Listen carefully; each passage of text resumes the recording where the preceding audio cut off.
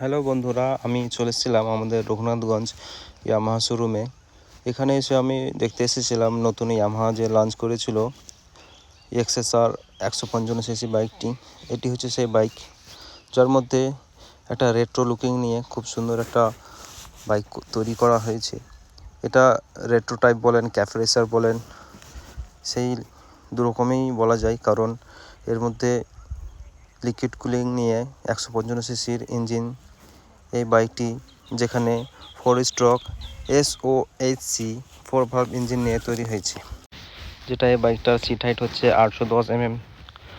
তো সেই হিসাবে বাইকটা খুব একটা হাইট নেই, হাইট নিয়ে সেরকম মাথা ঘামার কিছু নেই। তো এর মধ্যে ওভারঅল আমরা দেখাবার চেষ্টা করব যে বাইকটা কেমন হয়েছে, কিন্তু এর মধ্যে থেকে আমি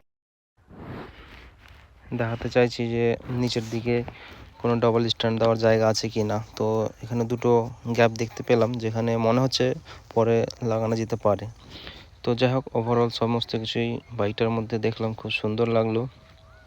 তো এর মধ্যে বাইকের আরও যে কয়েকটা কালার আছে, দেখুন মোট 4টা কালারের মধ্যে এটা হচ্ছে সিলভার গ্রে, এটা হচ্ছে রেড কালারের মধ্যে একটা, তার মধ্যে আবার আছে গ্রিন কালার, এটা হচ্ছে একটা গ্রিন কালার যেটা মেটালিক গ্রিন, আবার একটা আছে মেটালিক ব্লু। এই যে দেখুন, এটা হচ্ছে মেটালিক ব্লু। বাইকের কালারের মধ্যে 4টা কালার খুব ভালো, তার মধ্যে রেড কালারটা একটু আলাদাই লাগছিল, যেটা আমার বেসিক্যালি পছন্দ।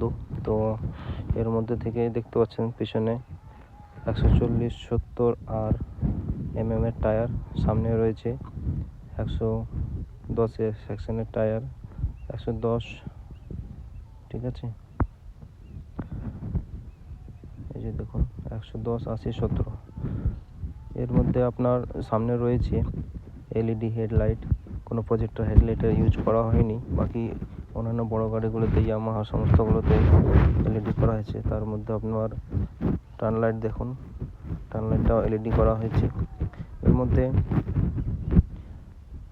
মিটারের কথা বলি, মিটারটা পুরোটাই ডিজিটাল করা হয়েছে। মিটারের কোনো কিছু চেঞ্জেস করার জন্য আপনার সাইডে বাম দিকে টাচ করলে কোনো কিছু কাজ করা যাবে। বাকি হ্যান্ডেলের যে সুইচগুলো ছিল এমটির মতনই আছে। এই যে দেখুন, সমস্ত কিছু নেই, বাইকটা সে ওয়াও লাগছিল, এখন রেট্রো ক্যাফে রেসারের মতনই বাইক।